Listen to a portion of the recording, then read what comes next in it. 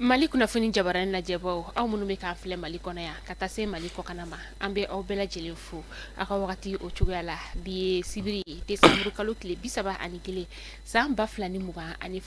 ɲɔgɔn sɔrɔ kokura an ka jɛmukan ale kɛnɛ kan ni o ye bɛɛ ka kuma ye bɛɛ ka kuma ye jɛmukan ye min na a bɛ sigi Mali kunnafoni jabaraniso ɲɛmayaso fɛ sibiri o sibiri k'a daminɛ nɛgɛ kanɲɛ 11 fo ka taa se nɛgɛ kanɲɛ 12 ma ka kumada di bɛɛ lajɛlen ma bɛɛ ka se ka i ka hakilina ni ka o fɔ fasoko la an ye masa Ramani deli sibiri tɛmɛnen k'a ka bi sibiri ni ka o yirana invité kuraw olu bɛ an bolo kɔrɔ masa Ramani o kan ye an bɛ masa ye ale fo a ka o bonya la bi invité fila wɛrɛ bɛ n bolokɔrɔ yan nɔ aw ni ne an bɛna jɛ k'a dɔn invité minnu ni olu bɛ an bolokɔrɔ n kɛnɛya fan fɛ n balimakɛ i ni ɲankuma ɲantuma somɔgɔw bɛ alhamdulillah kodi baasi t'i la dɔnni i bɛ se ka i tɔgɔ ni jamu fɔ an lajɛbaw ye nin waati in na ani bɛ jɔyɔrɔ min na de l'état civil ne tɔgɔ ye Jara Mahamadou mais bɛɛ bɛ n dɔn tɔgɔ min na o de ye Araskebe n ye kunnafoni dila ye chroniqueur Jarakɛ i bisimila saha o ye ne balimakɛ ye ayiwa kelen wɛrɛ bɛ numanya fan fɛ ale fana bɛna tɔgɔ n'a jamu fɔ ka tila ka a jɔyɔrɔ fɔ aw ɲɛna balimakɛ salamaleykum aleykum salam ne tɔgɔ lieutenant Dawuda Konate ne ye Mali kasobon baarakɛlaw n'an b'a fɔ olu ma ko les surveillants de prison dɔw yɛrɛ b'a fɔ ko les pénitenciers olu ka lafasalitɔ min bɛ yen n'o ye section syndicale des surveillants de prison affiliés à la centrale démocratique des travailleurs du Mali donc ni camarade tɔw minnu bɛ INTM la ani CSTM na an faralen bɛ ɲɔgɔn kan ka kɛ synergie ye ne y'o kuma lasela ye i Konate nali diyara n ye yan'an ka jɛmukan yɛrɛ sigi n b'a fɔ n k'aw fila bɛ ni ce aw nana an ka wele o jaabi ayiwa an ni surveillant de prison de bɛ ɲɔgɔn bolo bi dɛ an bɛna jɛmukan ni ka o daminɛ an b'a daminɛ ni question fɔlɔ min fɔra ni balimakɛ an bɛ se k'a fɔ ko bi ye san 2022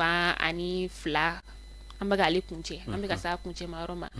yala i bɛ se k'a fɔ n ɲɛna san 2022 in kɛra cogo di e yɛrɛ bolo n b'i fo o ɲininkali la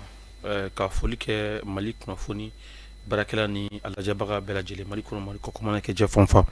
n kɔrɔkɛ k'a fɔ Konate ani ce a ka wulikajɔ la d'abord san 2022 an b'a ɲini Ala fɛ a y'a ɲuman tɛmɛ hɛrɛ la Ala ka san caman yira an bɛɛ lajɛlen na degun minnu kɛra san 2022 kɔnɔ ne bolo ne t'a fɔ ko degun don ne b'a kɛ obstacle ne b'a kɛ lajarabi de ye Ala ka lajarabi ninnu Ala ka a to a ka kun an fɛ a ka kɛ leçon ye an ma min bɛ se k'a to san 2023 miirina kura ni baara kura minnu ni an bɛn'olu ta u ka se ka kɛ hɛrɛ la san 2022 ɲɛnɛmaya min kɔnɔ ne bolo ne ye leçon kelen dɔrɔn de sɔrɔ a kɔnɔna na o leçon kelen jumɛn o ye jumɛn ye o k'a fɔ ko yɛlɛma min ni fasodenw bɛ a nɔfɛ a yɛlɛma su ma ko fɔlɔ a dugu ma jɛ o kelen kɔnɔna na n bɛ jigin dugu ma ka kelen wɛrɛ fara kan o jumɛn ye tuguni k'a ye k'a fɔ ko malidenw bɛ fɛ yɛlɛma ka nati nka yɛlɛma yɛrɛ ye fɛn suguya min ye an yɛrɛ t'a dɔn yɛlɛma sira bɛ taa cogo di donc san 2022 ni ne ko n bɛ kuma kɛrɛnkɛrɛnnenya la n b'a fɔ an ni mɛnna ni espoir de ye espoir min tun bɛ peuple la ko an ka taga ɲɛ Mali kura san 2022 i ye fɛn fila de mɛn Mali kura refondation donc refondation ni k'i b'o ta i bɛ se k'a fɔ ko o ye Mali kura dɔ ye mais refondation Mali kura fasodenw bɛ min nɔfɛ ɲɛmaa yɛrɛ ko min san 2022 ni an bɛɛ y'o kuma fɔ ne ma o su kolo ye n ma a dugu jɛlen fɔlɔ ne bɛ se k'a fɔ min ye n ye leçon fɔlɔ min sɔrɔ a kɔnɔ san 2022 min yɛrɛ marqué o kɛla o de ye. o ye monsieur Konate e ta ye jumɛn ye alhamdulillah an bɛ Ala fo ka kira barikada ka foli ka lase aw ka baarakɛla bɛɛ lajɛlen ma ani aw lamɛnbaga n'aw filɛbaga bɛɛ lajɛlen ka maliyɛn bɛɛ lajɛlen fo ka Mali finitigilaka bɛɛ lajɛlen fo tout corps confondu corps mabɔ corps la finitigilaka bɛɛ ba kelen fa kelen fɛn o fɛn bɛ sɔrɔ position fɛn fɛn na bi ko Ala k'u dɔn jugu kalo dibi la effectivement y'a fɔ cogo min na an bɛ san 2022 dernier tournant la an bɛ se k'a fɔ bi y'a don laban ye an bɛ Ala barikada nin tile 365 in min n'anw y'a sɔrɔ bi an bɛ Ala barikada donc an bɛ dugawu dɔn kɛ minnu tanyana Ala k'u jigiyɔrɔ ɲa k'u ni ma kan bɛn minnu banalen don Ala ka lafiya d'u ma gɛlɛya bɛ minnu kan Ala ka gɛlɛya b'o kan san 2022 in an bɛ se k'a fɔ an ye enseignement caman tira kɔnɔ gɛlɛya ta sira kan jamana yɛrɛ kan ka taa lakana bunanku kan ka taa bila politique ko la ka taa bila climat social la n'o o bɛ anw yɛrɛ considérer en tant que syndicaliste parce que an ka action bɛɛ bɛ taa dans ces cadres là défendre l'intérêt du personnel et puis la sauvegarde aussi des acquis donc o kɔnɔna gɛlɛya caman kɛra kɔnɔ mais adamadenya y'o ye mɔgɔninfin ka bɔ ani ka saya c'est comme ka bɔ point dɔ la ka taa point dɔ la donc o point ni ɲɔgɔn cɛ i bɛ bite obstacle caman na donc o ye hadamadenya taabolo yɛrɛ mais o kɔrɔ tɛ k'a fɔ i b'i sigi k'i bolo da i sen kan donc minnu ma ɲa ni ala sɔnna ma an bɛ disposition ta pour que olu ka ɲa 2023 kɔnɔ donc minnu ma ɲa k'an bolo leçon ye voilà un peu en résumé an ye min faamu 2022 kɔnɔna la syndicat ko kɛlɛ bunanku kɔnɔna la bɛɛ b'i ta fɔ ka taa i ka manière fɛ o kuma la ne balimakɛ ka fɔ la lajarabi ye minnu sɔrɔ san 2022 in kɔnɔna la an bɛ ala deli ala ka bɛɛ ka lajarabi kun i la bari maa fana tɛ se ka kɛ k'a bɛɛ bɛ jɛ i la ka tila k'a bɛɛ fana go i la ɲɔgɔn fɛ o masa in tɛ a bɛ fɔ cogo min na ko l'actualité oblige Misi Jara kunu an y'a ye bɔlɔlɔkana fantan naani bɛɛ lajɛlen na ka fɔ ko ivoirien ka fintigilaka 46 min tun bɛ minɛni bɛ an ka jamana kɔnɔ yan nɔ u ka kiiri kɛra donc kiiri kɛlen a yirala ka fɔ ko san 20 kaso o dira u ma ka tila u donna ni maramafɛn minnu ye maramafɛn ninnu fana minɛna u la san 20 kaso muso 3 minnu tun b'a la olu ta kɛra badabada kaso ye hakilina ye mun ye ni kiiri in na d'abord fɛn dɔ bɛ yen a kuma fɔli kun man di waati dɔ la mais an y'a fɔ waati an sɔnna an fa ka neni an sɔnna an ba ka neni an sɔnna an ka buruja mais adamaden mana sɔn hakilina min ye i b'o dan kɛnɛma yan la raison est la chose la mieux partagée au monde adamaden bɛɛ jɔnna a sɔn fɛn na fo n'a kɛla ka kili kiiri min kɛla ni condamnation kɛla d'abord fɛn dɔ bɛ yen n'i ye maa minɛ surtout maa 20 ma 40 kɔ ka u datugu olu tɛ se ka bɔ ka bila ka taga so ten jamana kɔnɔ jamana min ko a bɛ fɛ ka sen kura ta ka tagabolo kura ta il faut que jugement ka kɛ décision dɔ ka bin min bɛ se ka to kɔfɛ ni baara kura minnu bɛ kɛ o bɛ kɛ mais d'abord ma 46 in en tout ma 49 de kunu an ka maaw hakili jigi u kun nana an ka jamana kɔnɔ u donna togoya dɔ fɛ togoya min don togo ma ɲɛ ni an bɛɛ y'a décrier k'a fɔ ko min kun ka bonya u kun ka don sira minnu fɛ u ma don u siraw fɛ o de kɛra sababuya ye anw fɛ yan bi Mali kɔnɔ a fɔra ko u nana sira min se ka to maa bɛ siga est ce que ninnu kun tɛ fɛ ka kojugu ta kɛ ka an sɛgɛrɛ wa u minɛna mais a don ne bɛ maa fɛ maa min y'a fɔ maaw ye certes maa 49 in Ivoire fintigilaka ninnu n'u donna anw fɛ yan u don togo ma ɲɛ a man kan sariya b'a kɔn u kan ka minɛ mais kuma min bɛ k'a fɔ k'u kun nana coup d'état de kɛ n k'u ka peuple malien bonya maa minnu bɛ ka nin kuma fɔ u ka malidenw bonya u ka coup d'état ko kuma bila kɛrɛfɛ. E ka fɔlɔ b'a jira k'a fɔ ko ninnu tɛ se ka coup d'état kɛ fanga la. Force spéciale maa 49 olu ka na pankuru sira fɛ kama sɔrɔ don siraw bɛ Mali ni Côte d'Ivoire cɛ don sira min i bɛ don ka bɔ hali sɛ t'a dɔn k'i donna ka bɔ Mali kɔnɔ je parle en connaissance de cause entrée 3 bɛ Mali kɔnɔ maa minnu tɛ Abidjan ka na don sira caman de bɛ yen Zégoua bɛ yen Tɛnkɛrɛla sira ninnu bɛ yen o caman bɛ yen frontière Mali ni Abidjan ni ɲɔgɔn cɛ duguma sira ka don ka na hali ni dɔ ye ti ɲɔgɔn ye ne ko o kɛla ɲininkali fɔlɔfɔlɔ ye ne ye min tɛgu n yɛrɛ la est ce que ni ninnu tun bɛ fɛ ka na coup d'état kɛ est ce que a kun sera u ka na pankuruji sira fɛ wa. nka o ni maramafɛn minnu nana dun. ni maa min bɛ fɛ ka coup d'état kɛ est ce que maramafɛn bɛ se ka don avion kɔnɔ ni kɔni donna ni maramafɛn avion kɔni kɔnɔ o kɔrɔ de ye ko a ka ye k'a fɔ ko armement bɛ ne bolo je pense que o ye kunu kumaw ye quoi n'an ka min na nin débat in sigi kan an bɛ heure fila kɛ ni k'a ti ban n bɛ k'a f'u ye don u nana ni armement de ye habillé en tenue militaire armement b'u bolo pankuru sira fɛ jɔn bɛ se ka na jamana wɛrɛ kɔnɔ pankuru jigi sira fɛ ko a ti dɔn ko e ye maa suguya min ye kama sɔrɔ duguma sira bɛ yen i bɛ don ka bɔ a ti dɔn ko hali i donna ka bɔ yɛrɛ maaw bɛ se ka maramafɛn bila i kun sagi kɔnɔ arme minnu démonté n'a ye ja a den 20 bila i kun i ka don kari kɔnɔ i bɛ don Bamakɔ c'est-à-dire i ka secte fiyɛ jɔn bɛ se k'o contraire fɔ Mali kɔnɔ qui poste ninnu na mun de bɛ kɛ carte de bɛ yira carte t'i kun a date bannen don photo man ɲi 1000 sara 2000 sara jɔn ka saga bɛ f'u ye Mali kɔnɔ n'i bɛ don Mali kɔnɔ yan bisi kɔnɔ na fo n'a daminɛ janvier la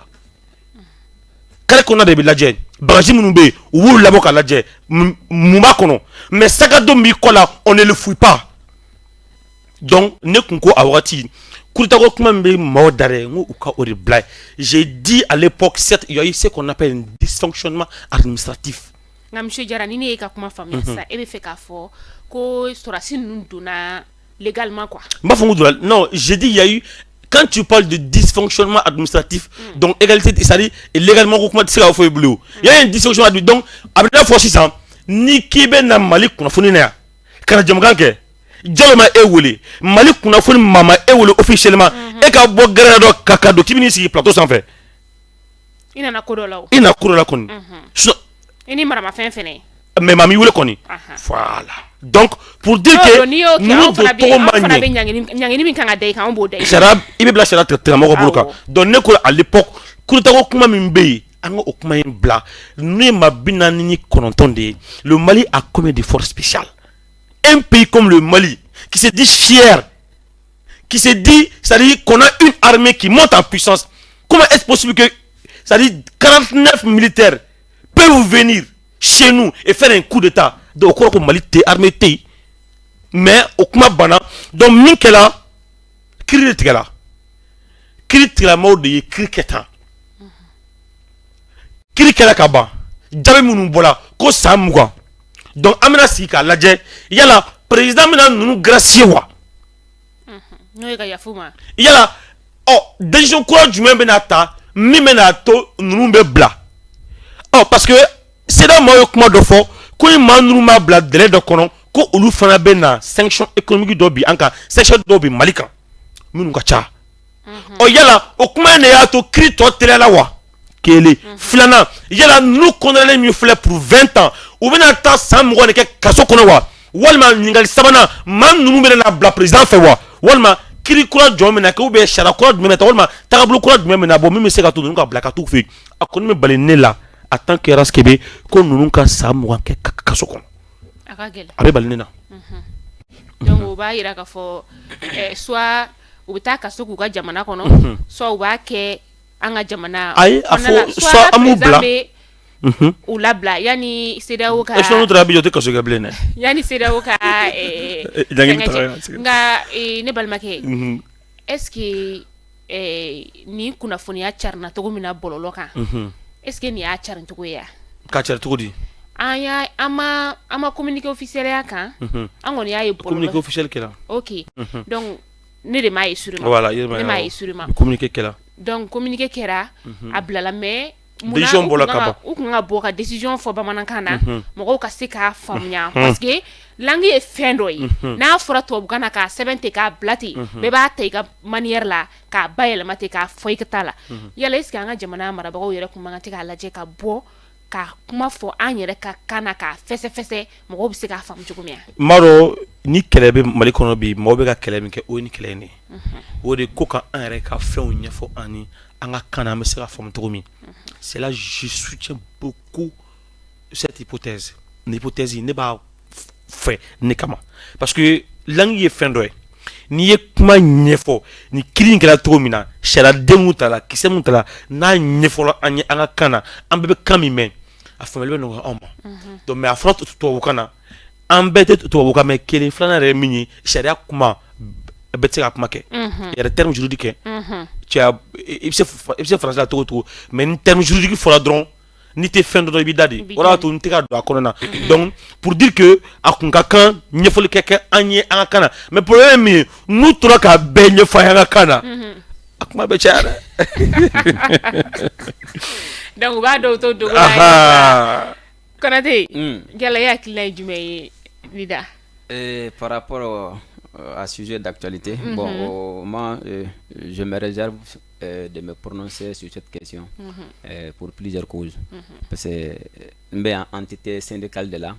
donc souvent des questions politiques juridiques. Je suis candidat de là, je suis casquette de donc ni est fini donc à ban, il est taillé. Donc il y a des questions d'obé si ça tend un peu à des questions politiques. Donc il y a une prononciation de Guélénia au coron. On a des salaires blancs la surtout ne baraka secteur de la justice de là. Souvent à des familles de Guélénia donné. Maintenant si question de donc qui a trait au climat social et relative aussi à la syndicalisation, aux revendications. Donc mbo casquette de croix. Donc question jabili kan no mbi se ga jabi. Aucun problème. Aucun problème. Ça finit mi bi kana. Ameno question posée kuna. Ala sona. Ametaka au strafe. Et anya ye ka fo dogo kun jante menina. Aw ye kile dama bara blake. Évidemment. Ka sababu yake aw be ka laɲini dɔw kɛ o laɲiniw ma se ka sabati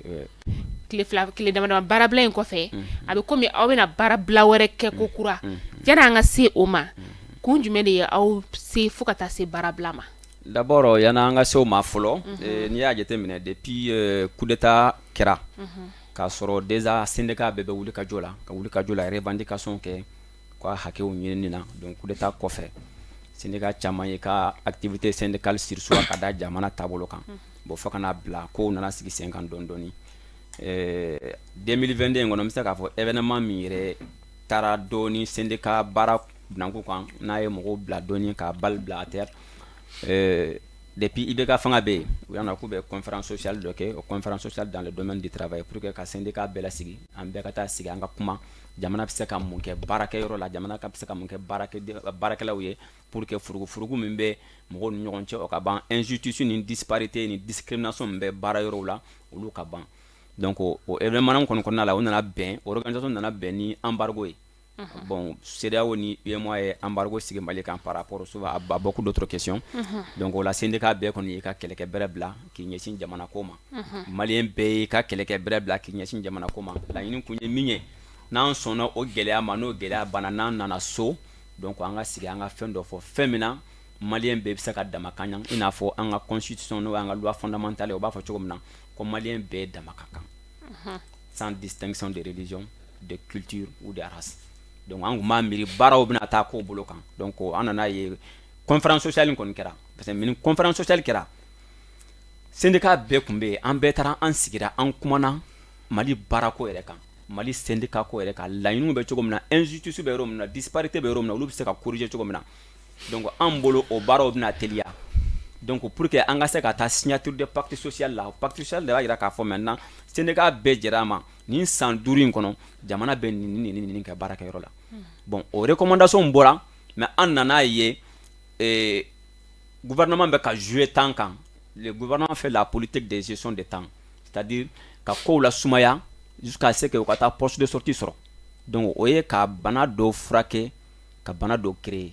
an kun ma bon o ko bɛ taa cogo min na donc o tɛna syndicat sigi tugun k'u bolo da o sen kan sinon a kun ka gɛlɛn conférence sociale ka tɛmɛ juste quelques semaines ko syndicat ka préavis de grève déposé ça veut dire que la conférence sociale a échoué elle n'a pas eu son sens c'était quoi de maintenir une accalmie dans le domaine du travail c'est-à-dire que ka basigi na barakɛyɔrɔ la ka furugu dɔ ka barakɛyɔrɔ la bɛɛ ka bila ka hakɛ kɔnɔna la mais maintenant o dossier fana bɛ ka sira min ta parce que conférence sociale ye recommandation dɔw de kɛ o recommandation fana kan ka bila dans un chronogramme c'est-à-dire u bɛ appliquer cogo min na k'a da point envergure kan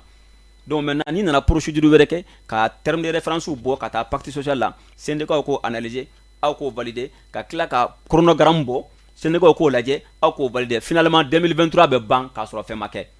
donc pour dire que syndicat fana nana wuli ka jɔ la tugun an bɛɛ donc an fana nana o dansi kɔnɔna la donc o kɔnɔna la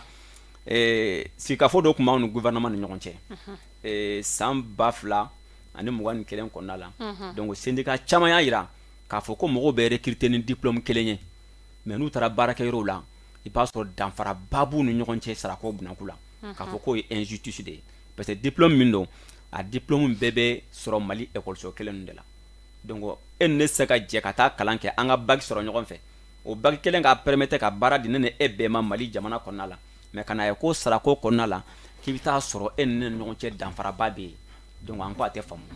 donc au cadre qu'on a là donc document d'autara n'an b'a fɔ ma ko l'ordonnance 2021 03 PTRM du 16 juillet 2021 fixant la grille unifiée des personnels relevant du statut des fonctionnaires de l'État, des collectivités territoriales, des statuts autonomes et des militaires. Au ordonnance in b'a yira k'a fɔ maintenant à partir de là statut fɛn o fɛn bɛ yen ni grille unifiée b'a la donc ko k'o giriw bɛɛ bɔ yen k'u fara ɲɔgɔn kan donc dorénavant tous les fonctionnaires civils et militaires du Mali au bɛɛ kun kan ka sara sur la base d'une même grille. O de ye ordonnance in minnu ka kalan ye hakɛ kelen ye olu ka sara ka kɛ hakɛ kelen ye. U ka sara tɛ se ka kɛ kelen ye mais u ka sara traitement de base de bɛ kɛ kelen ye parce que sara bɛ traiter à 3 niveaux. Traitement de base bɛ yen n'an b'a fɔ ma ko traitement indiciaire o ye la valeur indiciaire multipliée par les points d'indice o ye traitement de base ye. Mais maintenant les accessoires liés au salaire n'an b'a fɔ ma les primes, les indemnités, les charges familiales n'o nana fara a kan a bɛ fɔ ma ko le salaire brut. Bon maintenant ni état fana ka hakɛ ye min ye taxe n'o nana bɔ a la ka ban a bɛ fɔ o ma ko salaire. K'olu bɔ sara la. Voilà o de ye salaire ye. Mais salaire tɛ se ka kelen ye. Salaire brut tɛ se ka kɛ kelen ye mais min bɛ se ka kelen ye o ye traitement d'indice de traitement de base ye c'est-à-dire grille bɛ o de fɔ k'a fɔ maintenant ni kuru hakɛ ni kuru hakɛ in de kan ka multiplier ɲɔgɔn na o de ye ka salaire de base ye kɛlɛ b'o de nɔfɛ o de kan ka kɛ kelen ye mais an nana jateminɛ o ordonnance in nana problème dɔ créer hari min tun tɛ yen a nana problème dɔ créer min tun tɛ yen hari injustice kɔrɔ min tun bɛ yen ni ordonnance nana o tɔ juguya donc n'i y'o ordonnance n'a a décret o lajɛ i bɛ taa sɔrɔ ordonnance la a bɛ fɔ a ko grille unifiée. Mais les décrets d'application, il faut faire une grille unifiée. Mais si tu as un document, le document annexé, il faut faire la grille adaptée. Donc juridiquement, il y a une bataille juridique qui est là. Donc une chose unifiée n'est pas synonyme d'une chose adaptée. Unification, ça peut dire que ici, tous les fonctionnaires militaires et civils ayant intégré avec les mêmes diplômes doivent commencer avec les mêmes indices. C'est pour dire que nous avons bagé. À quoi traitement indice là, au béka n'a que quelqu'un. Mais à quoi d'amphara au béka primo ni indemnité nous charge parce que corps te quelqu'un. Fonction te kelenya donc au primo ta kelenya mais problème bo grille de nos faits donc pour dire que à partir de là grille adopté li en son temps en surveillant de prison en balma police lagaw sapeur pompier ani les corps préfectoral en de ngama jenaye parce que mimba kono o hakilna te grille yere donc avant que police ne sapeur ka militarisé donc en beoula kele la. Donc le gouvernement et commission aussi au niveau du ministère de la fonction publique à la DIECO bon maintenant effectivement fin de kara kono minu mabe donc kanga à la DIECO lu fesse an yolu baroke maintenant o dona circuit là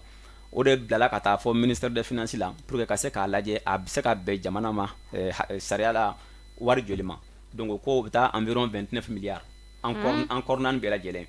donc entre temps un to processus qu'on a là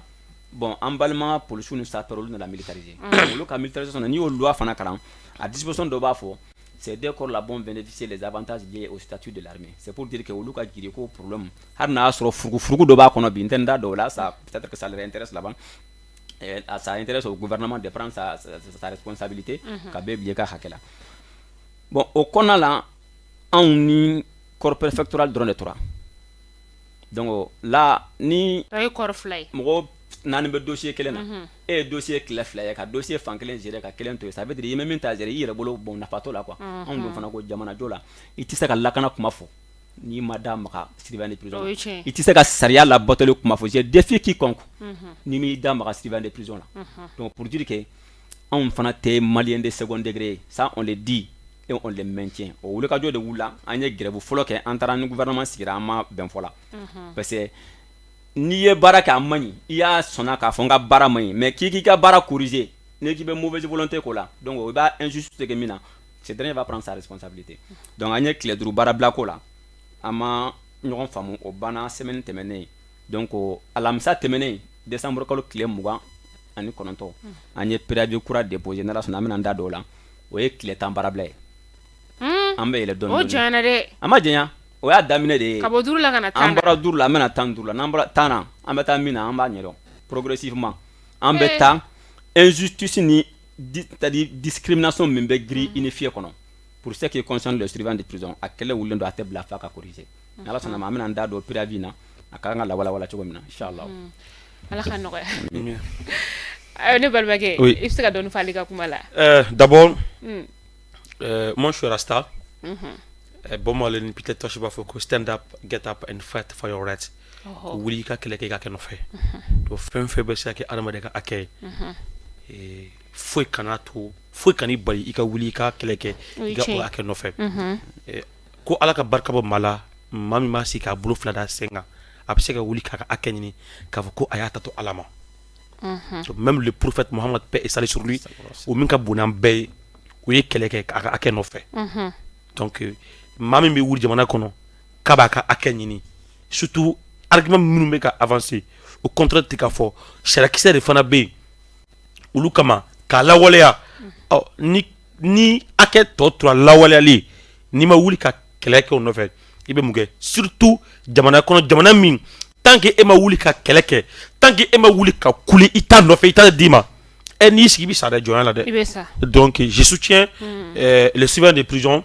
ne yɛrɛ delila ka fara u kan ka baara caman kɛ kunnafonidi sira fɛ a wulikajɔw la hakɛ de don maa si ma jamana sirasuma yɛrɛ ko ten maliyɛn den bɛɛ ye kelen hakɛ la an bɛɛ kelen ni dɔ fana jɛla a ka hakɛ la n'i sigi k'u lajɛ ni tout sera i yɛrɛ ma don min na dun donc u ka kɛlɛ k'u hakɛ nɔfɛ halisa n'i y'a mɛn an bɛ yan fɛn t'an sɔrɔ parce que maaw bɛ se kaso de ɲɛ ni maa tɛ ka kasobo fana garder tiɲɛna o ka gɛlɛn o kuma an bɛ n'i y'a ye kiritigila ɲɔgɔn kiritigila tɛ yen n'a ye maa minɛ n ka taa lasegin yɔrɔ dɔ de la ni ye maa minnu bɛ olu lakanda n'olu t'u ka hakɛ kɔnɔna na n'olu k'u bɛ taa baarabila la Mali kunnafoni bɛ datugu dɛ ala k'an kisi o ma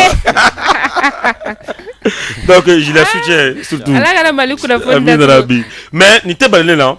i b'a dɔn Mali kɛla jamana ye bi i b'a dɔn depuis transition daminɛna maa caman y'u ka hakɛ ɲiniw bila kɛrɛfɛ parce que munna ko an bɛ fɛ ka tagasi kura de bɔ donc depuis 2020 maaw bɛ so maaw jɛla u ka hakɛ kɔ maaw ban wulili ma bon fɔlisen kelen donse kelen a kun fɔra ko embargo de b'an kan k'an ka to ni embargo banna embargo wulila ka bɔ an kan depuis kalo joli fo bi maaw ka hakɛw tɛ ka se ka sɔrɔ maaw bɛ yen dimi b'u kan u na wuli k'u jɔ u sen fila kan dɛ et surtout président yɛrɛ bɛ ka kulɔ a kuma ka ca dɛ ayi mais o hɛrɛ de ye jamana kɔnɔ o hɛrɛ de ye dɛ n ko yɔrɔ bɛɛ sɔrɔsi fanga don an k'o yɔrɔnin bɔ a la tɛnitigi ninnu a t'olu ni maa cɛ fiyewu ne balimakɛ an y'a y'i ka bɔlɔlɔsira fɛ n'o y'i ka page Facebook ye i ye kuma caman fɔ l'autre jour i ko an ka jamana in kɔnɔna la yan nɔ e maa min bɛ yen nɔ i bɛ kuma sérieusement kala tɛ sɛmɛ e la n'i ma kɛ manamanakan fɔla ye jamana in kɔnɔ walima n'i ma kɛ kuma suguya dɔ fɔla ye jamana in kɔnɔ i ti jate i bɛ se k'a fɔ an ɲɛna kun min y'i bila o fɔli la o misali b'an kɔrɔ jamukan min bɛ na kɛ sisan n y'a dafalen bila bɔlɔlɔsira fɛ maa hakɛ m'a lajɛ o ka dɔgɔ mais ni kuma purugutilen dɔ bɔla Konate da dɔrɔn Konate k'a dabɔ a kama ka kuma de fɔ min bɛ dankari dɔ ka intégrité physique la non c'est-à-dire morale la dɔrɔn ka kuma dɔ fɔ dɔ ma min bɛ se k'o dɔgɔya dɔrɔn n'i y'o ta k'o bila bɔlɔlɔsira fɛ dɔrɔn i ka o audience lajɛ ani e yɛrɛ ka jamukan yɛrɛ bɛɛ degun minnu b'u kan hakɛ minnu t'u bolo n'a bɛ k'o kuma ninnu fɔ o tɛ maaw intéressé ça c'est entre parenthèses mais kuma t'o nɔfɛ laɲini ye mun ye Mali kɔnɔ bi aujourd'hui e ka culture ta i ka scène ta k'a lajɛ maa minnu bɛ ɲɛfɛ n'u bɛ fɛn sɔrɔ n'u bɛ ka taga ɲɛ baara dɔ min bɛ olu la ani maa minnu bɛ yen n'u tɛ ni fɛn t'u kunna n'u bɛ baara ɲɛdɔn qui sont professionnels olu ka sɔrɔ ani maa minnu bɛ yen n'u t'a ɲɛdɔn qui ne sont pas professionnels olu bɛ ka fɛn min sɔrɔ i k'a fila da ɲɔgɔn ma i k'a lajɛ dɔrɔn mɔgɔ bɛ dɔnkili la Mali kɔnɔ yan san 20 san 30 ils ont été dans des écoles d'art on n'a même pas besoin d'aller à l'école pour être un artiste bref tous les grands artistes sont ceux qui n'ont pas été dans les instituts d'art les grands journalistes du Mali là sont ceux qui n'ont pas fait une école de journalisme. Vous le savez, non? Parce que Kritita, Diallo Besoko fort. Prends la presse écrite, prends la radio, prends la télé. Moi, Mamounou, donc, des grands journalistes là, à Damena, ils n'ont pas été dans une école de journalisme. Donc, pour ne pas dire que, fin de Kigata Kalanke, Donc aujourd'hui, Mobé qui sont professionnels, des artistes, je prends exemple, artistes, Sam Mougan, Ubuka Bara exercer, ils sont professionnels, ils connaissent la musique. Musique est mieux au badon, accord est mieux au badon, gami est mieux au badon, temps est mieux au badon. Voix est mieux au badon, peinture est mieux au badon. Mais je te dis, Oulu Besigi, Kabola Desse, Agnoron Bola Fanabe, qui sont professionnels, nous y a Santaniko Samwa ke Barala, ou ya Kalanka Nyedo ou Bake de façon professionnelle. Oulu Desse Kasigou Sinflaska. Kasigiso,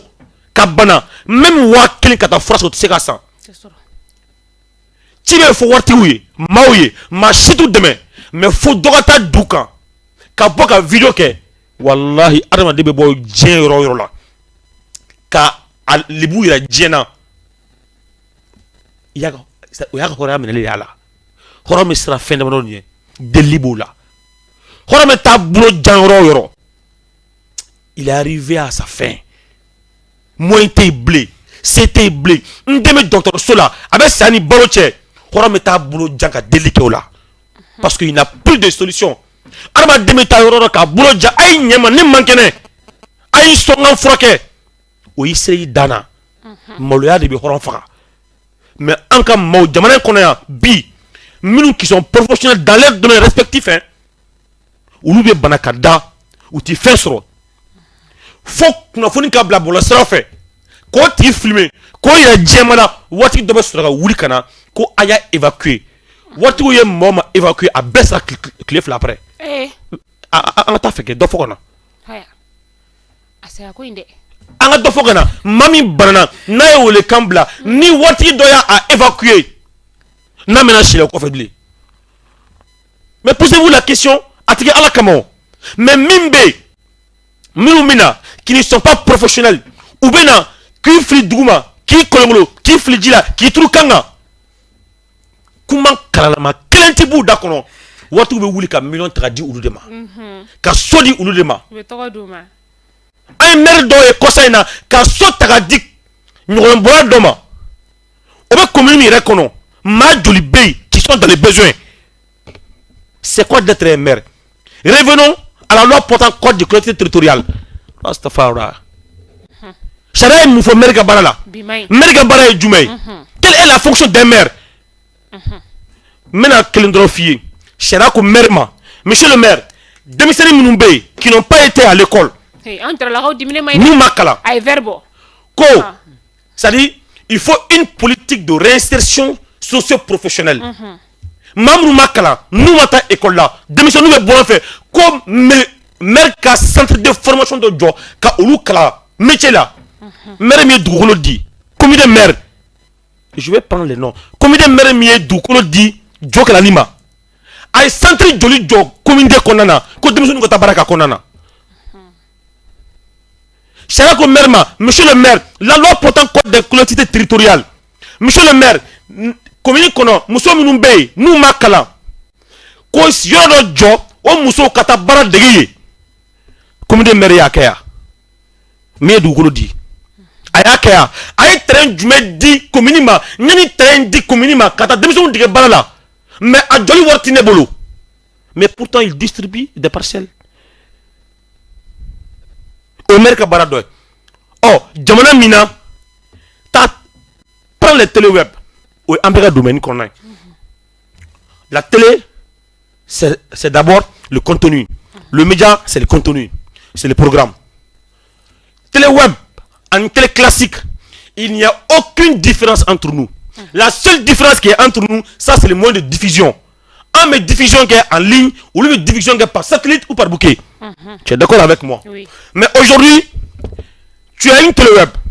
tu as ton programme, tu as ton flash info, tu as ton journal télévisé, tu as tes émissions. Il y a des émissions qui sont de façon professionnelle, avec des très bons contenus, des contenus riches de qualité de production, des contenus également. Et tes audiences faux et tes taïroshi. Mais Mamimbe, à tes télédons, à tes radiodons, à tes communications digitales dons, à tes feuilles dons, il a son téléphone, il fait un live, il insulte quelqu'un avec Dobourouja, Lui, il a des millions de vues. Mais par fini, c'est le Malien même qui est faux. C'est le Malien même qui n'encourage pas le sérieux. C'est le Malien même qui tue les talents. Mais ni moi, ma faux. Moi, je suis Rasta. Bob ko have no think at all, Mikenji. Ko. C'est-à-dire, ni fin na Rasta ma quoi. Il faut le dire. Ko ali ni kanasta bomato megi ka faux. Les gens peuvent t'insulter, hein. Dominique Koko CEDEAO, Malim Perlente Kabo CEDEAO Kono. Nambola, garantie du mebe ambolo ko amesega anga fonka un. D'autres fois on fait katane faf ne wulo fa ninga. Qu'est-ce qu'a déné? Qu'est-ce qu'il est halala? Onega kilne. Donc j'ai dit aujourd'hui encore, les comédiens qui sont professionnels, les artistes qui sont professionnels, les jeunes entrepreneurs qui veulent travailler, ou le c'est Wartigouma, j'ai un spectacle à faire ces jours-ci. Mais faire un spectacle qui est, mais ok, vraiment, je vous encourage, hein, on te donne que 10 000, 15 000 francs, 20 000 francs, 10 000. Mais c'est que ne sont pas professionnels, nous voulons couler femme fait, ou bien Jamou là, c'est de la perversion, ou les millions sont. Et au même moment, un coco démissionne qui est décédé. Et demain, nous avons mis fil du fait solo. Et encore au démissionne qui c'est un flacan. C'est là que j'ai dit, il faut qu'il n'y ait pas un fort. Aïe, mami dia ka fort. Mami me fait sur la strafé. Aka fouiller. On ne peut pas encourager de la médiocrité. Au Mali, ceux qui réussissent, c'est des médiocres. Actuellement. Les sérieux, les gens bons réussissent peu au Mali aujourd'hui. Secteur bêta, t'as télé web là, t'as télé là, t'as journalisme qu'on en a, t'as présentation là. Les présentateurs télé qui sont professionnels ne sont pas suivis et ne reçoivent pas de distinctions honorifiques. Trophée de Douma, fête de Douma. Mais ceux qui ne sont pas professionnels, on va apprendre les enfants à être que des médiocres parce que les sérieux, les gens bien sérieux et professionnels ne réussissent pas. C'est malheureux. Tiens. Oh, voilà, vous nous mettez en Facebook, à cette direct là. Émission à partager. Putain, à Manon, Allah. Théoda, oui. Mais c'est une année, enfin, yani balmake ka souffle. D'accord, c'est normal, c'est normal. Yani balmake ka souffle sur le folo. Ame c'est une année, on va grève ko konna la. Iko ko abnata grève tako flana na. Effectivement. Effectivement, ça c'est la suite logique. On est tableau folo minta, no clé de barablaye. Donc on a une évaluation que au grève koni Mali kasobonye kasobon bioroye. On a direction régionale temps en kononto, on a direction nationale. Grève suivra bella à 100%. Ça a été une réussite totale. BA suit. Donc effet minke, on a évalué la partie gouvernementale, on a évalué. Secteur de la justice, on a évalué à Emindi. Donc pour dire que gagnant avec comme là. O wuli ka jo ko wulendo wa son soro tote a son soro tote tangal da yini masabati parce que bamanan ko ta gabagurum be bolo min kan o de ba grinya do donc ita do ko injustice ka jugun funa série na série ma de ba don par exemple ni ya tabi ambe kelo kelela bi ça je le dis et je le maintiens Mali lakana te sabati ambe min tant que force de défense et de sécurité on ñon ci do be fi sandoy. Ça, je le dis, je le signe et je le souscris. Tant que discrimination est finie, la gare nous n'aurons fama ou yere bolo minakola. Ce n'est pas d'être noiseux de mauvaise mais c'est d'être juste et dire ce qui est vrai. Ni tara kelekero la, ita ye ko jugu nana teme ela kata ni faga parce que ko ede ni président kadi ou ede ni fama kadi non. Ni kese bora marfa dakono. Thomas Sankara l'a dit. Quand la balle sort du bout du canon, elle ne fait que transmettre le message de la mort. Et ce message peut être perçu par tout le monde. Donc pour dire que ni ye moro bla bato kelen kono, tu as l'obligation morale qu'on peut traiter pour la même mission. Ni mo ka te réussi. La kana be damina kasobona, la kana be ban kasobona. Faut que Mali on ko don. La kana be damina kasobona, la kana be ban kasobona. Sariya be damina kasobona. Ça be ban kasobona donc malien ko don donc ni yo yoro ke langolo nye abi kungola isola imatama bo de Mali système yedi domaine pénitentiaire amadon peuple fait minu nga ko do no e fam vera amadon wera peuple so ba fa ko ni action fait ta kasa kasobon fam la ko ni ma nya kite sanima do kaso kono ça veut dire que ma nyuma ki ma limana ite ala moye i tɛ alamɔgɔ ye mɔgɔw ye kasobon jɔ ka entretenir diɲɛ kɔnɔ an bɛ kasobon historique dɔ don depuis les temps antiques fo kana bila temps colonial la kana bila temps d'indépendance kɔnɔna la c'est pour dire que limaniya baliya dɔrɔn de don fɛn o fɛn filɛ kaso bɛɛ kɔnɔ ninnu si ma kaso jɔ donc an y'o de fɔ waati la faama minnu ko n'o kasobon na n'u m'a jɔ k'a dilan ka ɲɛ caman labanna kaso kɔnɔ caman b'a kɔnɔ bi donc pour dire que dingɛba de don a se k'a fɛrɛ k'a bonya mɔgɔ t'a dɔn i tɛmɛtɔ n'i bɛ pɔrɔkɔtɔ ka bila a kɔnɔ n'i bilala kɔnɔ k'a sɔrɔ i y'a labɛn lala i ye séjour ɲɛnama kɛ anw fana ta y'o de ye n'i m'a kɛ ka ɲɛ n'i taara an sɔrɔ i b'an sɔrɔ kɔnɔna la ye donc pour dire que kasobon ka bila bolo kɔfɛ o banna kasobon ko kana la dɔn o banna ni min m'a kɛ ka ɲɛ non n'i m'a kɛ ka ɲɛ n'i taara n'i ye min sɔrɔ an b'o de d'i ma la plus belle femme ne peut donner que ce qu'elle a n'i y'a dilan ka ɲɛ n'i taara dayɔrɔ ɲuman bɛ d'i ma n'i m'a dilan ka n'i taara min b'an bolo an b'o de d'i ma donc pour dire que c'est clair u k'a kɛ bolo kɔfɛ fɛn ye an kɔni b'a ɲɛfɔ maliyɛnw ɲɛna k'a fɔ u ka kasow bɛ minɛ ko minɛ faamaw bolo an b'a ɲɛfɔ a t'an da jeni k'a sɔrɔ an b'a dɔn secret professionnel kɔnɔna donc o kɔnɔna la an ye wulikajɔw daminɛ nin wulikajɔ ninnu bɛ taa an ye ordonnance min f'i ɲɛna k'a fɔ ko n'aw ka diplôme ye kelen ye à l'intégration aw ka traitement de salaire de base ka kelen ye à travers l'indice mais o de ma kɛ fɛn in kɔnɔ o disparité de bɔnna an bɛna analyse comparative k'a la juste an bɛ don grève kɔnɔ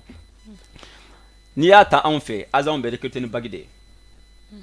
n'i taara polisilakaw fɛ bague de don sapeur la bague de don n'i taara armée la pour intégrer à l'école de sous-officier de Banankɔrɔ c'est avec le bac mais defu tɛ taa non defu tɛ taa defu bɛ taa corps dɔw la mais à l'intégration de diplôme an b'a ta bague la comme référence ka na licence la comme référence donc n'i y'a ta nin bɛɛ la nin bague bɛɛ bɛ sɔrɔ Mali écolesow de la o y a pas un bac pour le surveillant de prison un bac pour d'autres corps de non i b'a bɛɛ sɔrɔ Mali école kelen donc à partir de là n'i y'o bague bɛɛ bila balance kelen kɔnɔ impérativement ces différents diplômes doivent donner le même poids donc n'o b'o poids kelen di o se ka taa baarakɛyɔrɔ la k'olu mɔgɔw ka fisa ni ɲɔgɔn ye o donc ça veut dire que jamana marabagaw yɛrɛ de bɛ jamana kɔnɔdenw fisa ni ɲɔgɔn ye i tɛ se k'an fisa ni ɲɔgɔn fɛ k'an ka dɔn da kelen fɛ ka bɔ da kelen kɛ ça c'est pas vrai o tɛ se ka kɛ donc pour dire que n ye nin bague minnu fɔ ninnu bɛɛ bɛ taa n'o ye mais n'i nana giri kɔnɔna lajɛ anw ka agent minnu bɛ taa ni bague ye olu b'a daminɛ indice 394 point d'indice parce que analyse b'o de nɔfɛ mais n'i taara minnu bɛ dɔn école de sous-officier de l'armée la olu ka indice b'a daminɛ 355 disons 555 avec le même bac avec la même durée de formation mais olu ni ɲɔgɔn cɛ il y a 161 points d'écart d'indice mais maintenant pour que e ka kun homologue la min taara ESO la il te faut 12 ans de service au même moment lui évolue dans une même loi si réellement que la loi a son sens. La loi c'est l'équité. L'application de la loi ça a des principes. Ces caractères là il y a les caractères généraux, il y a les caractères impersonnels. Donc ça veut dire que les lois s'appliquent à tout le monde. Si la loi s'applique, elle est venue pour corriger. Mais au Ténunkono, c'est une loi discriminatoire. Pour nous survivants des prisons en Madjenaï. Donc on au wulikajɔ kɛ k'a yira k'a fɔ ordonnance in kɔnɔna la décret d'application min b'an a frappé n k'u ka segin a kan a ma ɲa an ye projet kɛ k'a ta projet sera fa niveau la donc u nana ka na bon jamana bɛ gɛlɛya kɔnɔ CEDEAO y'a kɛ tan IMO y'a dɔn tan donc maintenant CEDEAO y'a dɔn tan IMO y'a bɔn tan surveillant de y'a dɔn tan ou surveillant de y'a bɔ tan ni CEDEAO y'a dɔn tan ça doit l'effet ne doit pas frapper simplement les surveillants de prison ça doit frapper l'État du Mali mais au même moment aw bɛ ka anw jɛ min na k'a fɔ CEDEAO ka taa au même moment dɔw bɛ k'o ta k'i nager o la dans un même état donc an kɔni non n'u bɛ min kalama jamana ko la an fana b'a dɔn ni min ɲɛbɔ ka bɔ an fana ɲɛbɔ ka girin an bɛɛ ɲɛ bɛ fɛn kelen donc pour dire que an y'o grève kɔni observer an nana baara bila filanan boloda o préavis de grève déposera nin kalo in tile 29 donc a mise en œuvre ye janvier kalo tile 16 a séquence fɔlɔ bɛ daminɛ o la tile 5 ka taa bila janvier kalo tile 20 na Jano cɛ ɲɛ bɛ sɔrɔ a la o da ka du la deuxième séquence tɛ y'a la deuxième séquence o fana bɛ daminɛ janvier kalo tile 23 ka ban a tile 27 tile 10 baara bila n'o fana ma ɲɛ mesure wɛrɛw bɛ yen mesure forte wɛrɛw b'an bolo an bɛna minnu tɛ donc grève in kɔnɔna la bon ni kɔni ye a délai ye maintenant an ka grève bɛ dérouler cogo min na parce que mɔgɔ caman bɛ question poser an kunna o la k'a fɔ bon n'aw bɛ taa grève la a bɛ kɛ cogo dɔw yɛrɛ b'a fɔ ko non k'an ko k'an bɛ kasobonw dayɛlɛ ka bila dɔw b'a fɔ ko bon bon il faut que les gens comprennent il y a la loi 47/87 relative à l'exercice de grève dans les services publics mais anw ye corps spécifique ye o loi b'a yira k'a fɔ ko n'i bɛ taa grève la tu évacues le lieu c'est-à-dire n'i bɛ taa grève la e bɛ baara yɔrɔ bila ni min ka taa grève la i tɛ se ka tɔɲɔ ka baara kɔnɔna la parce que la grève est libre individuelle et personnelle n'a ka di ɲɛ bɛ taa parce que min bɛ ka défendre ni b'a dɔn ka intérêt b'a la n bɛ taa ni n b'a dɔn ka intérêt t'a la n bɛ n ka baara kɛ ça ne s'impose pas o loi b'o fɔ mais anw ka particularité ye jumɛn ye n'anw bɛ taa grève la au lieu que mɔgɔw ka taa so an ni minnu bɛ repos la bɛɛ de bɛna baarayɔrɔ la awɔ bɛɛ bɛna baarayɔrɔ la pour que ka dispositif de sécurité à renforcer parce que kasobon ye zone sensible ye mɔgɔ minnu sariya bɛ ɲɔgɔn na olu caman de b'an bolo donc anw tɛ se k'olu labila o la caman b'a fɔ ko an kɔni an bɛ grève la k'an bɛ dayɛlɛ n'an ye dayɛlɛ mais ni grève banna an bɛ taa baara kɛ min c'est la question, ça dit souvent il faut qu'on s'autocritique, qu'on se pose des questions et puis avoir des éléments de réponse nous-mêmes. Mais quelqu'un qui ne se pose pas de questions, mais surtout il pose des questions, lui-même il n'a même pas de proposition de solution à sa question, là c'est compliqué. Donc pour dire que on a des dispositifs de sécurité à renforcer. Mais moins de répression au devant boulot. Parce que non on grève là, il va y Mali fantan nani mokote donc kasola. Oh visiter. Non, visiter, an ni juge il n'a qu'à mandat de akatela tout en fait. An ka grève kɔnɔna la c'est pour dire que c'est o la ŋun ma n ko sariya bɛ daminɛ kasobon kɔnɔ a bɛ ban kasobon kɔnɔ o b'a yira k'a fɔ ni mɔgɔ min minɛna k'aw to grève la oui o bɛ bila min minnu y'a minɛ a bila yɔrɔ b'olu yɛrɛ bolo anw tɛ donc pour te dire o la ŋun ma n ko lakana bɛ daminɛ kasobon kɔnɔ a bɛ ban kasobon kɔnɔ sariya bɛ daminɛ kasobon kɔnɔ a bɛ ban kasobon kɔnɔ nka est ce que aw ka grève in tɛ olu dɔw arranger bon de toutes les façons a tout arranger an bɛ ɲɔgɔn dɔn fɛn faramaw bɛ ɲɔgɔn kinyɔrɔ dɔn donc pour dire que n'anw bɛ grève la a consigne fɔlɔ ye min ye la non exécution des mandats de justice c'est pour dire que an ka grève période kɔnɔna la ni mɔgɔ minɛna i tɛ datugu kasobon na donc i b'a ye o kɔnɔna la commissariats bɛ saturé brigades bɛ saturé tribunaux la baara tɛ kɛ an ni baara bɛ kɛ aw bɛ taa ne bɛ mandat ta ka mɔgɔ datugu ne ka mandat tɛ se ka appliquer nafa jumɛn b'a la an ka grève kɔnɔna fana la i b'a ye jugement tɛ kɛ Mali fan si jugement tɛ kɛ audience tɛ tenue parce que ni audience bɛ tenue u bɛ ordre d'extradition bila ka na d'anw ma k'an ka taa ni kasoden ye ka juger an to ordre d'extradition minɛ to ko ka exécuter an ka grève kɔnɔna la i b'a ye on b'a fɔ la non exécution des ordres de mise en liberté mɔgɔ tɛ bila an fɛ an ni juge statué ka dossier kan k'a fɔ i ka kan ka bila o tɛ exécuter anw fɛ an ka grève kɔnɔna la mais an ka grève kɔnɔna fana encore i b'a ye an b'a fɔ ma ko la vigile sociale et familiale minnu n'u bɛ taa u parents bɛ yen u bɛ taa b'o ye an ka grève kɔnɔna la da bɛɛ bɛ tugu mɔgɔ si tɛ don donc pour dire que minnu somɔgɔw bɛ yen olu tɛ ɲɔgɔn ye donc o ɲɔgɔnna caman mesure de bɛ yen an t'a bɛɛ appliquer mais an b'a appliquer progressivement parce que juru tɛ ca ni siɲɛ kelen mais i b'a fɔsɔn dɔɔni dɔɔni a bɛ sama min kan na a b'a dɔn k'a fɔ k'a bɛ ka cɛrɛ donc pour dire que ɲɔgɔnna mesure de bɛ yen bon maintenant nin bɛɛ bɛ kɛ secteur min na an ka grève effet a b'an baara kɛ finitogola tɔw an balima polisilakaw a bɛ degun se u ma an balima gendarme a bɛ degun se u ma minnu bɛ baara kɛ tribunal la même chose parce que o kɔni aw bɛ taa yen ten aw tɛ se ka to so parce que aw bɛ décision fɛn o fɛn ta parce que o décision de justice si tɛ appliquer Mali kɔnɔna la tant qu'anw bɛ grève la parce que an b'a ye polisisow la garde à vue ye 3 jours ye ni 3 jours tɛmɛna aw dun ka grève ka ca n da dɔw la o ye jamana yɛrɛ kelen dɔ ka fɛn dɔ sigi sen kan min bɛ sariya sɔsɔ parce que u m'an bila an ka hakɛ la n'anw y'an ka hakɛ ɲini sariya kɔnɔna la donc o bɛ jamana permettre o fana bɛna kɛ jamana bɛ sariya sɔsɔ parce que garde à vue ye 72 heures de 72 heures a bɛ se ka prolonger de 24 heures si toutefois le procureur décide pour continuer à mettre la lumière sur la question a b'a fɔ unité d'enquête ye a ye tile kelen fara kan maintenant n'o tile kelen farala kan n'a bɔra la dɔrɔn o to ye détention arbitraire ye donc an dun ka baara ye tile tan baara ye bila ye donc pour dire que o temps kɔnɔna la jamana yɛrɛ de ye o baarakɛlaw bila ka sariya sɔsɔ jamana min na jamana ɲɛmɔgɔw yɛrɛ bɛ baarakɛlaw bila ka sariya sɔsɔ kosɛbɛ bɛ sariya la bilen yan donc pour dire que o kɛlɛ kɔni wulilen don tile tan baarabila in a bɛ daminɛ janvier kalo tile 16 ka taa ban a tile 27 n'an ka laɲini ninnu ma sabati donc o laɲini ninnu bɛ taa grille rectification o y'an ka point fɔlɔ ye point filanan parce que an ka problème ye fila ye non seulement an ni corps tɔw ni ɲɔgɔn cɛ discrimination bɛ yen mais an yɛrɛ ka corps kɔnɔna la u nana senw yɛlɛ ɲɔgɔn kan an ko u yɛrɛ k'a yira k'o kɛra cogo di n k'a kɛra cogo di aw de y'a kɛ anw m'a kɛ o n'i y'a jateminɛ anw fɛ agents de ye dugumamɔgɔ ye contrôleur y'o sanfɛmɔgɔ ye inspecteur fana b'o fana sanfɛ mais transposition na u nana agents na yɛlɛ contrôleur kan donc agents olu ka indice nana tɛmɛ contrôleur ta alors que agents ka chef hiérarchique de contrôleur ye contrôleur fana ka chef hiérarchique de inspecteur ye olu fana nana yɛlɛ olu kan donc u ye senw ɲagami a kɔnɔna la donc an ko ka erreur fila bɛɛ bɔ ɲɔgɔn na a point sabanan ye min ye u yɛrɛ tun ye engagement ta ni ɲɔgɔn cɛ depuis 2021 k'a yira k'a fɔ ko heure supplémentaire Mali sariya b'o fɔ ko n'i ye heure normale kɛ baara la ni o tɛmɛna i mana baara o baara k'o kɔnɔna la o ye heure supplémentaire o kan ka sara ye mais depuis an ka corps ka créé en 97 fo bi heure supplémentaire t'anw ka baara la aw sɔn an bɛ baara kɛ 24 heures sur 24 et de nakata kaso qui fera moko ya coupe pause là. Non non non. Nous travaillons 24 heures sur 24. C'est pour dire qu'à partir des heures normales, conformément à la loi, toutes les autres heures là doivent être payées. Donc au coup d'amener en 2022, le 1er janvier 2022, billet janvier 2022 que là-bas, arsi nous mesure là. Donc pour dire que au fana nana donc point plan non, au ko fana basira fait.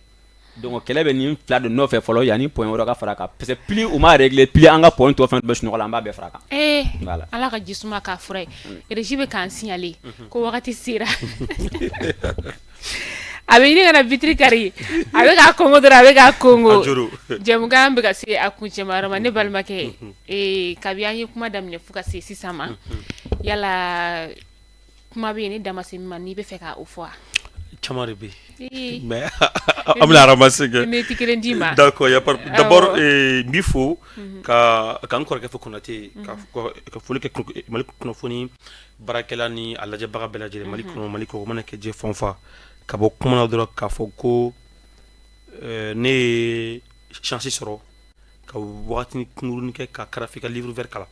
tome 1 tome 2 mawo ka livre rouge ne doni kalam ola ne fin dore fam jamana marala faso maraba fana kan mi famuya ti dore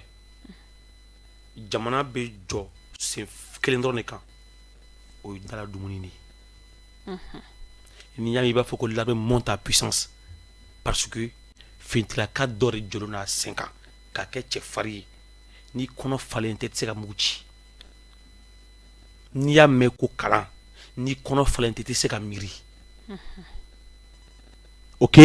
ni je secteur fin feta balo de ba abdamani balo de folo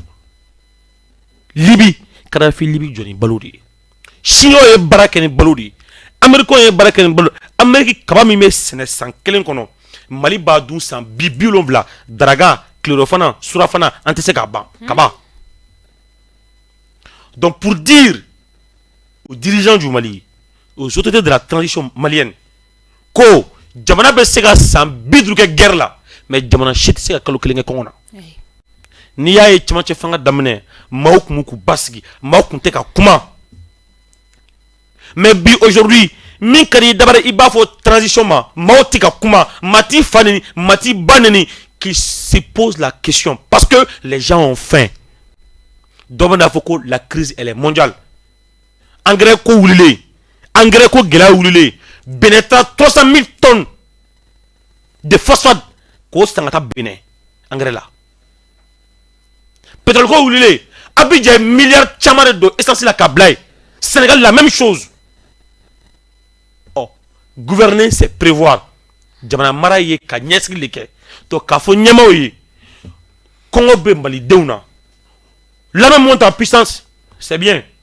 mais le peuple a faim ou ka dumuni ka di Mali doma ou ka freke dumuni ko ina économique ka do a sen flakan non marqué la kan keshi kurita vraiment akila jamana mara ba ko bilani wakati na wa loda oui effectivement ne ma fendo foye ka gravula mais akili be mina soko ke bon c'est pour simplement dire aux Maliens qu'a faut que si on veut la mina on a rien contre la transition parce que ni akili to yerla ni wati ngona ni be actif on fait nous ma faut be transition contre la on va franci ci donc on y Mali de onde parce que Malien be les gens ne font pas la différence donc on wolola yan on be mal la on te faut défendre Malité donc il y a plutôt nambi fo de baraka ñoko bela fo ka balma ke ras fo mba ka page sui mba ya be fenchaman fo fementa yere kun ka me jamana marala konona la o fana que il faut informer pour éveiller le peuple kamali fintigala ka bela jelen fo fintigala ka be bakelen fa kelen ambe fengo fen fo analyse comparative là ce n'est pas pour indexer un corps ou créer des problèmes entre le corps mais c'est pour dire ce qui est vrai donc ambe bela jelen fo ka jamana nyamo fana fo ku ka jamana kono dengu la me ni be nyamo ala ni e mangan chale ko fe fendobe wi ko fle ye manga ye kofe fendobe ko manga minun be ku kala me na manga do be ni ma la me manga metanie ala kana ala no ala ka jamana lafiya ala ka hakil manga bela ante ala delo la jamana yalsa ambi ala dila basigidi la jamana ye ala k'a taɲɛ n bɛ foli belebele kɛ ka ɲɛsin aw ma fila ma aw bɔra aw ka so ka na an ka bi jɛmukan k'a diya n bolo o foli belebeleba n b'o ta ni ka lase aw ma aw ni ce aw ni baraji ka tila ka foli ta ni ka lase maa minnu bɛ k'an lajɛ nin wagati in na YouTube kan fo ka taga se Facebook page ale kan an bɛ aw fana fo danti foli min na an b'an profiter nin fɛ ka sanbɛ foli ni ka o kɛ an ka fidèle abonné ye vraiment danti an ka abonné ninnu na an bɛ aw fo ala k'an ka san hɛrɛw ala k'ulu caya 2023 tɛ de ye 2023 min bɛ nalen ala k'a k'an bɛɛ lajɛlen ka san ye ala k'an haminakow bɛɛ lajɛlen nɔgɔya jamana in yarabi halisa ala ka jɔsen kelen k'a la jamana in ala k'a ta fanga di jamana marabagaw olu ma an minnu fana ye jamanadenw ye ala ka jamana in ala k'a kanu don an dusukun na jamana in ala k'a taɲɛ di an kelen kelenna bɛɛ lajɛlen ma ka RG mɔgɔw ni ka olu fo kosɛbɛ kosɛbɛ dante foli min na denmisɛnnin ka jama ko bɛɛ lajɛlen ni ce u ka baara kɛ ko ɲuman o la an ɲɛ bɛ nin bazɛn ɲumanba min na ne kana sa Gawusu bazɛn ale de nin bazɛn di ne ma ne ka émission ni ka a kɛ n'a ye a bɛ Bamakɔ suguba o kɔnɔna la a ka numéro de téléphone ye 71 75 20 07 ye ni ala m'an ka jɔnya joona an bɛ ɲɔgɔn sɔrɔ nɔ san wɛrɛ inchallah samedi nata in na jɛmukan kura ale kan aw k'an bɛn don n'a nataw la